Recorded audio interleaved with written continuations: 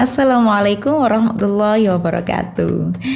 Di kalangan masyarakat Indonesia, kebiasaan bukber sudah menjadi semacam tradisi saat Ramadan, yakni sebagai sarana berkumpul kembali bersama kawan-kawan lama atau keluarga besar. Bukber ini tidak hanya dilakukan oleh keluarga inti, tapi juga oleh lembaga ataupun perusahaan misalkan. Buka bersama ini sebagai bagian dari aktivitas untuk merekatkan ukhuwah, persaudaraan, solidaritas di antara keluarga, perusahaan, atau lembaga. Kalau dalil bukber sepertinya belum ada yang spesifik, tapi kita bisa menemukan satu keterangan dari Imam Al-Baghawi dalam tafsirnya Ma'alimut Tanzil yang menyebutkan bahwa Rasulullah ini pernah bersabda, "Barang siapa yang memberi makan orang yang berpuasa, maka ia memperoleh pahala seperti pahalanya orang yang berpuasa tanpa mengurangi sedikit pun pahala orang yang berpuasa." Hadis inilah yang kemudian dinilai menjadi salah satu dalil atau hujjah yang mendorong terciptanya tradisi buka bersama oleh umat muslim. Tapi hadis ini tidak menjadikan bukber sebagai bagian dari ajaran Islam ya. Hukum dari bukber sendiri adalah mubah, dengan catatan selagi kegiatan dari bukber ini tidak bertentangan dengan syariat agama Islam. Bukber memang memiliki banyak nilai positif, khususnya dalam interaksi sosial manusia. Sebab bukber ini dinilai mampu memberikan kesempatan bagi setiap orang yang ada di dalam forum tersebut, forum bukber ini, untuk saling mendekatkan diri, membuka komunikasi, kemudian membangun hubungan yang baru, jaringan baru, mempermudah rezeki juga, hingga memperpanjang umur melalui silaturahim.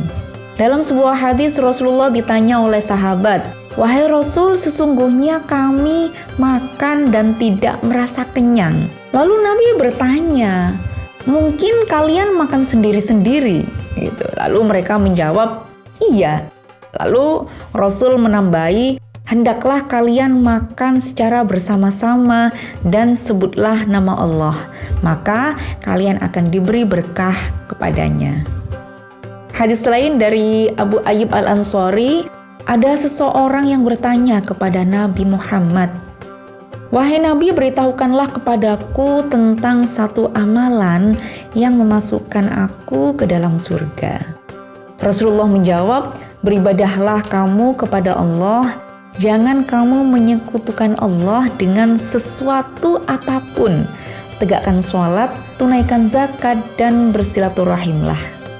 Tempat bukber bermacam-macam, ada yang di kantor, ada yang di rumah, ada pula yang di rumah-rumah makan hingga hotel berbintang. Menu makanan yang dihidangkan dalam buka bersama ini juga beragam dan menyesuaikan tempatnya. Tuan rumah atau yang mengadakan bukber ini tentu punya alasan tersendiri dalam menghidangkan menu makanan yang istimewa. Ini juga nggak jadi masalah juga, karena memang bukber dengan menu yang istimewa adalah bagian dari memuliakan tamu atau ikramud duyuf. Sebagaimana hadis Nabi Shallallahu Alaihi Wasallam, "Wa man kana yu'minu billahi wal yaumil akhir falyukrim dhaifahu." Barang siapa yang beriman kepada Allah dan juga hari akhir, hendaklah ia memuliakan tamunya. Tapi tidak sedikit dari bukber ini mengakibatkan orang-orang tidak sholat tarawih berjamaah atau bahkan tidak sholat isya berjamaah. Bisa jadi karena makan yang berlebihan atau kekenyangan, atau ramah tamah yang terlalu panjang dan lebar, atau karena kepulangan dari tempat acara bukber membutuhkan waktu atau kemacetan dan lain sebagainya. Oleh karena itu, kita perlu mengapresiasi setinggi-tingginya bahwa bukber di masjid adalah tempat yang terbaik. Sebab menu berbuka yang dihidangkan di masjid ini sejalan dengan tujuan dari puasa itu sendiri, yakni kesederhanaan. Selain itu, orang-orang yang bukber di masjid akan mendapatkan pahala yang lebih banyak. Kenapa? Karena setelah berbuka mereka segera berjamaah sholat maghrib di tempat yang paling dicintai Allah. Karena masjid adalah rumahnya Allah. Lalu bagaimana nih agar kedua kebaikan dari bukber atau silaturahim dan juga sholat jamaah ini bisa diraih jika bukber diadakan di tempat yang selain masjid?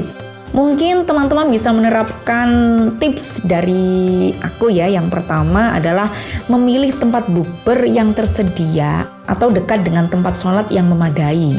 Yang kedua, bisa mempersiapkan fisik dan perlengkapan bukber serta perlengkapan untuk sholat. Yang ketiga, melaksanakan sholat maghrib terlebih dahulu setelah takjil dan sebelum makan berat. Yang keempat, tidak makan secara berlebihan, tetapi memperbanyak menu yang ringan dan sehat saat ramah tamah atau sedang ngobrol dengan teman berbuka. Yang kelima, hadir lebih dulu nih sebelum bukber. Kenapa? Agar tersedia waktu yang cukup untuk ramah tamah dan ngobrol dengan teman-teman bukber.